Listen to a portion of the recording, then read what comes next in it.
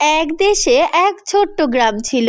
নাম তার রঙিনপুর। গ্রামটা খুবই সাধারণ হলেও সেখানে বাস করত এক অসাধারণ মেয়ে। নাম তার মায়া। মায়া খুব গরিব পরিবারের মেয়ে। তার বাবা অনেক আগেই অসুস্থ হয়ে পড়েছেন। মা অন্যের বাড়িতে কাজ করে কোনো রকমে সংসার চালান। মায়ার সবচেয়ে বড় স্বপ্ন ছিল একদিন সে মায়ের সব দুঃখ কষ্ট দূর করবে, কিন্তু স্বপ্ন দেখা সহজ, বাস্তবটা বড়ই কঠিন।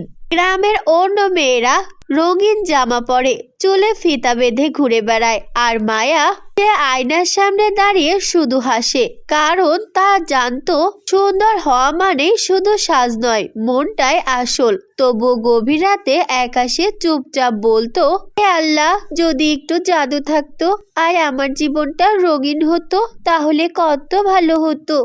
মায়া, মারে, এত রাতে কি ফিসফিস করছিস? তাড়াতাড়ি ঘুমিয়ে পড়। সকাল হলে তোর বাবার জন্য ঔষধ আনতে হবে, আবার আমাকে কাজে যেতে হবে। তুই আছিস বলে আমি একটু ভরসা পাই। তুই তোর বাবার খেয়াল আর ঘরের সব কাজ তো গুছিয়েই রাখিস। আয় এখন ফিসফিস না করে ঘুমিয়ে পড়, তোরও তো একটু বিশ্রামের প্রয়োজন।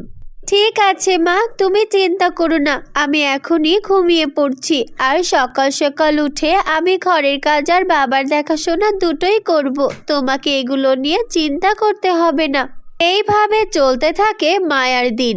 এক পূর্ণিমার রাতে মায়া জঙ্গলের পাশে শুকনো ফুল কুড়াতে গিয়েছিল।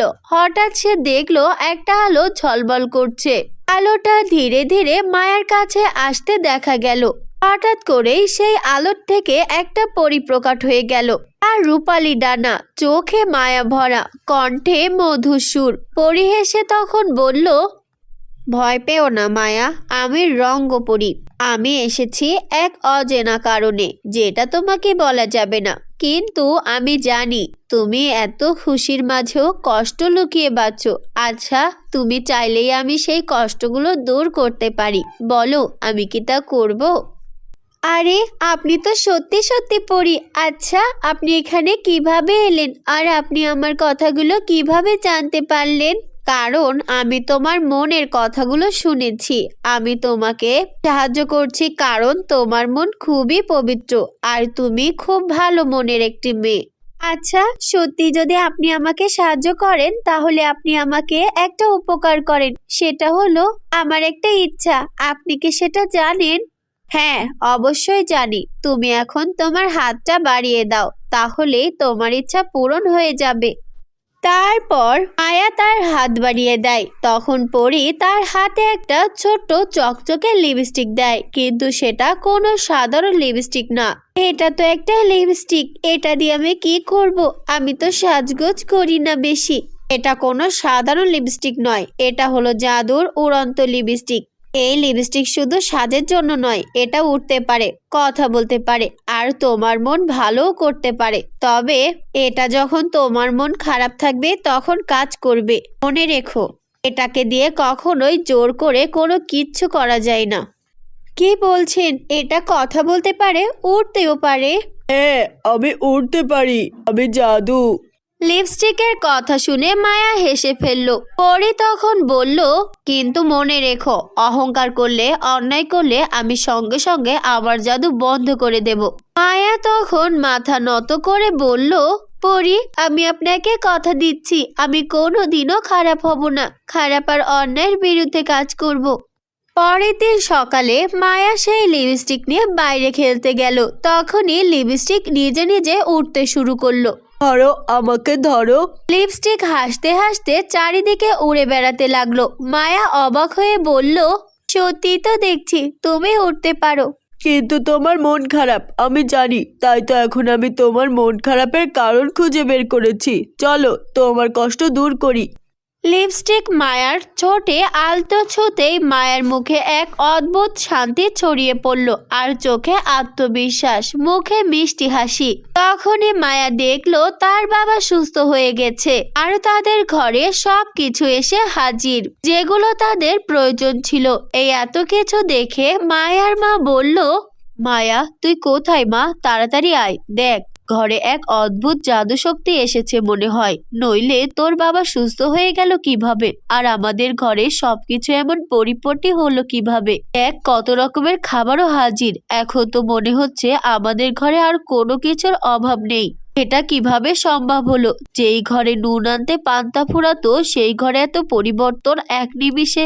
এটা তো কোনো জাদু ছাড়া সম্ভব না। হ্যাঁ মা, তুমি একদম ঠিক কথাই বলেছ। আমি আমার বন্ধু চাদর ওড়ন্ত লিপস্টিকের সাহায্যে এই সব কিছু ঠিক করতে পেরেছি। আমার আশাও পূরণ হয়েছে। মা, এখন আর তোমাকে অন্যের বাড়িতে কাজ করতে যেতে হবে না। মায়ার কথা শুনে তার মা ও বাবা অনেক খুশি হয়ে গেল। এরপর তাদের সুখের দিন ফিরে এলো। কিন্তু গ্রামে এক ধনী মেয়ে ছিল, নাম তার রিনা। সে খুব হিংসুটে। মায়া এত বদলে গেল কিভাবে? নিশ্চয়ই কোনো জাদু টোনা করেছে। ওর ঘরে তো এমন কিছু আছে, নইলে ওরা এত পরিবর্তন। না না, এটা কিছুতেই আমি মেনে নিতে পারবো না। আমাকে সত্যটা বের করতেই হবে। এই সব কথা ভেবে রিনা সুযোগ খুঁজতে লাগলো। একদিন রিনা চুপে চুপে মায়ের লিপস্টিকটি চুরি করলো, কিন্তু তখনই জাদুর লিপস্টিক রেগে গেল। তুমি অনেক খারাপ, তুমি অহংকার। তোমার কাছে আমি থাকতে পারবো না। আমি অহংকারীকে ঘৃণা করি, তাই তুমি চাইলেও আমাকে তোমার সাথে নিয়ে যেতে পারবে না।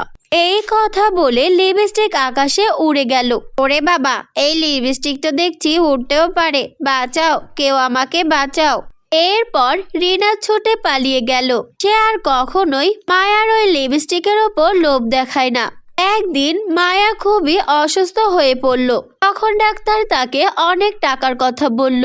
মায়া তখন কাঁদতে শুরু করলো। তখন জাদু লিপস্টিক বলল, মায়া, তুমি এখন কি করবে? তুমি কি এই জাদু নিজের জন্য ব্যবহার করবে? না না, এই জাদু আমি নিজের জন্য ব্যবহার করতে চাই না। আমি পড়ালেখা করে নিজে প্রতিষ্ঠিত হতে চাই। মায়ার কথা শুনে জাদুর লিপস্টিক উড়ে চলে গেল আর শহরের এক ভালো মানুষকে নিয়ে এলো, যে বিনা টাকায় সবার চিকিৎসা করায়। তখন মায়া সুস্থ হয়ে উঠল। তখনই সেই পরী এলো আর বলল, মায়া, তুমি প্রমাণ করেছো তুমি জাদুর যোগ্য, তাই আমি তোমার উপর অনেক সন্তুষ্ট হয়েছি। কিন্তু একটা কথা বলতেই হচ্ছে, এই জাদুর লিপস্টিক এখন আর থাকবে না। তখন জাদুর লিপস্টিক হেসে বলল, কিন্তু মায়ার মনে আমি চিরকাল থাকবো। মায়া, তুমি আমাকে স্মরণ করলে আমি হাজির হব, তোমার সাথে দেখা করতে আসবো।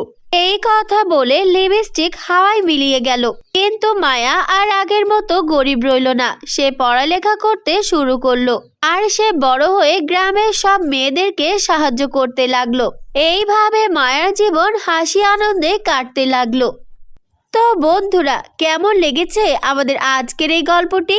যদি ভালো লেগে থাকে তাহলে এখনই একটা লাইক দিয়ে আমাদের চ্যানেলটিকে সাবস্ক্রাইব করে দাও। আর তোমরা যারা তোমাদের সুন্দর নাম দিয়ে গল্প শুনতে চাও, তারা তাদের নামগুলো কমেন্ট বক্সে লিখে জানাও। আমরা পরবর্তী গল্প তোমাদের নাম দিয়ে বানাবো।